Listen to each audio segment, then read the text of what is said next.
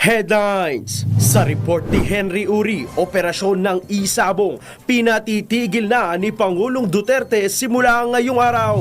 Sa balita ni Milikirigunan, storage areas ng Certificates of Canvass para sa May 9 elections, hinanda na ng Senado. Sa report ni Leth Narciso, Kamara tiniyak na rin ang kahandaan sa national canvassing. Sa ulat ni Nicole Lopez, NGCP, hiniling na gawing holidays ang May 9 hanggang 11 para sa sapat na supply ng kuryente sa transmission ng mga boto. Sa balita ni Sherwin Alfaro, trahedya sa Indang, Cavite. Huli sa video, isa patay, dalawa nawawala sa nasirang dike. Sa report ni Val Gonzales, pulis na nanutok ng baril sa Quezon City. Sumuko na at sinibak sa pwesto. Dalawang dayuhang turista sa Puerto Princesa City sa Palawan nagpositibo sa COVID-19. Sa report ni Giselle Licafort, close contact ng mga COVID positive, pinayuhan ng DOH na huwag munang bumoto sa May 9.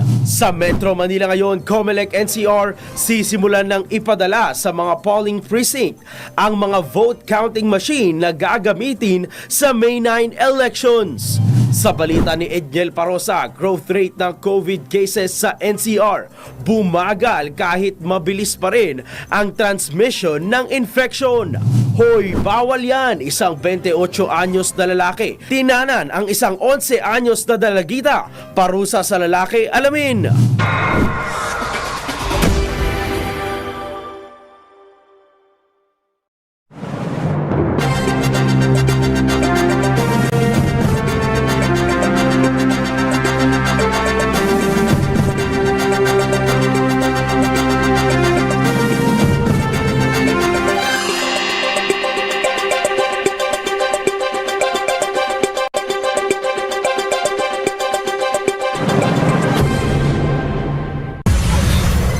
Balitang unang-una, balitang dapat malaman mo na sa MBC Network News. Top Story. Top Story. Para sa mga mahilig mag-isip